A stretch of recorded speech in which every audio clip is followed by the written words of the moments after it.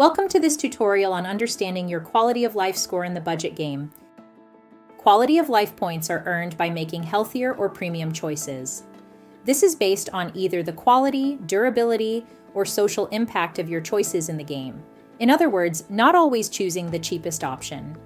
In general, the quality of life points are valued at 1 point per dollar spent. How to improve your quality of life. Some examples of how you can build up your quality of life include choosing premium options for rent, groceries, or your other fixed expenses. Choosing to buy something instead of skipping it. For example, if you decide to join your friend to see a sporting event or a music concert, or you decide to buy a new car instead of keeping the one you have. You can also earn points by choosing a premium option over something cheap.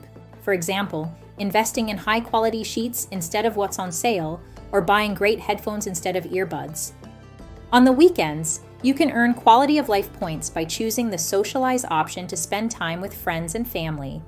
Lastly, you can purchase items to decorate or improve your apartment. Anytime you make home improvements, you will earn quality of life points. Saving versus spending. In terms of what you spend your money on in the budget game, there are no right or wrong choices if you maintain healthy savings goals. Once you hit your minimum savings goals, which includes saving 10% of your net income per month and accumulating a minimum of $1,000 in your emergency savings fund, you will earn the same amount of quality of life points regardless of whether you continue to save. Just like in real life, you want to both save and spend on yourself. This means your net worth has no direct impact on your overall score. However, it has an indirect impact as you earn bonus points for setting and achieving your savings goals. Building your quality of life points is one of the secondary objectives of the budget game. You should first and foremost prioritize meeting your savings goals, ensure that all your bills have been paid off, and that your credit card balance is kept below a 50% threshold.